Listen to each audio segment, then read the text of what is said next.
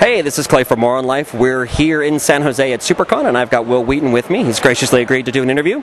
Mr. Wheaton, you are well known for your movie and television career, but you are also a successful author. Can you tell us a little bit about your books? I just published my third book, and my second manga is going to come out next month or in July.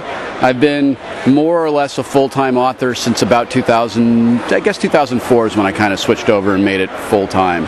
I'm writing narrative nonfiction essays inspired by guys like David Sedaris and Spalding Gray, and with a pie-in-the-sky dream of maybe one day reading my stuff for This American Life. My books are about growing up in the 70s and coming of age in the 80s as a member of the geek subculture of Generation X, heavily influenced by bulletin board systems and console video games and role-playing games and Star Wars figures, stories like that. Fantastic. You also do a little bit of voice work. Mm-hmm. Yeah, I'm a Cosmic Boy on Legion of Superheroes and Aqualad on Teen Titans, and I have a pretty exciting role on Batman the Brave and the Bold that I'm not allowed to talk about. And I'm on Ben 10 Alien Force, play a guy named Mike Morningstar. Fantastic. What do you have next? What's the next big thing coming up for you? I'm not allowed to talk about it. It's a big, exciting writing project that I'm real thrilled about. I've got two things, actually, that I can't talk about until contracts are signed and things are released. What I can talk about is a project I'm doing for Subterranean Press. I am writing the introduction to John Scalzi's book, Your Hate Mail Will Be Graded, which is about 10 years of his blog, and I'm in talks with Subterranean to do a special edition of one of my books, which would be pretty exciting for me. Nice, nice. Now, speaking of blogging, you also have a very well-read web blog. That started a lot of your writing career, yes? Yeah, I kind of always wanted to be a writer, but I never thought that I would do it full-time until I started my blog, actually. I'd been doing a lot of work as an actor, but when I look back on my life, it kind of seems like that was sort of a distraction from what I really wanted to do and who I really wanted to be. And having my blog kind of gave me the freedom and the reassurance to try my hand at self-publishing and try to cross the desert that artists have to cross. And I'd done it as an actor, and then I wanted to do it again as a writer. And my blog has been a really wonderful gift. I've been very fortunate. I can write about things that, for reasons that I try not to think about too much, kind of connect with a lot of people, and it's been really wonderful. It's given me an opportunity to write books and distribute books and kind of do things outside of the traditional publishing world, and kind of allowed me to play by my own rules. So I try not to think about it too much, because I'm afraid that if I do, then I'm going to break whatever it is that that lets me in. It's like I don't want to pet the rabbit too hard. I might break its neck. Definitely.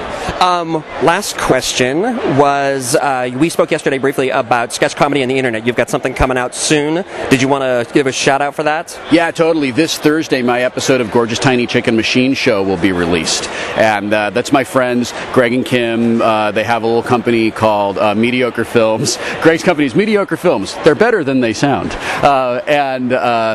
I did sketch comedy with them at the Acme Comedy Theater. Kim and I wrote together. Greg and I performed together. They're wonderfully talented, incredibly creative people. And one of the things that we sketch comics do is work real hard to write our stuff and perform our stuff in the hopes that casting directors and studio executives and development people will come and see our shows. And it's really hard to get people to come out on a Friday or Saturday night to come see our show.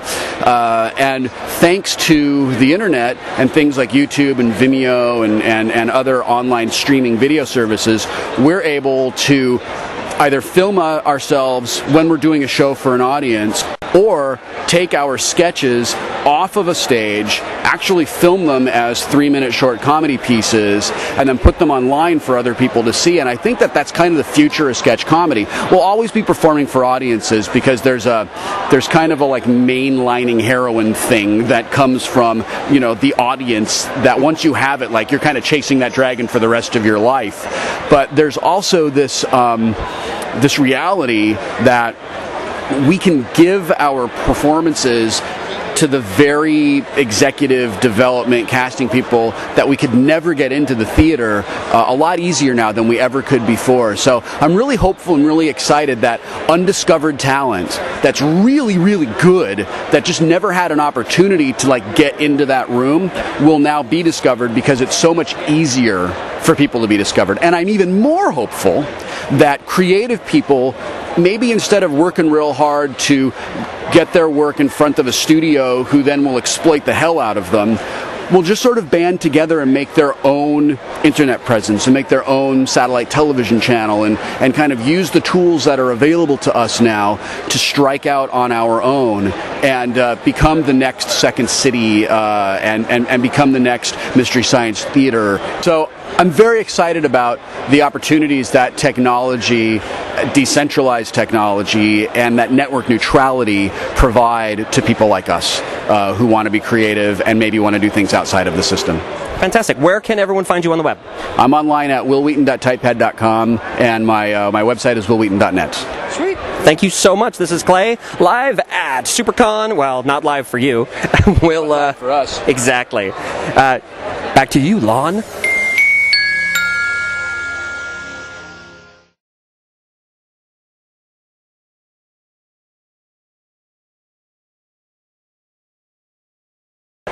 Hello, Internet. My name is Wil Wheaton, and I'm watching you.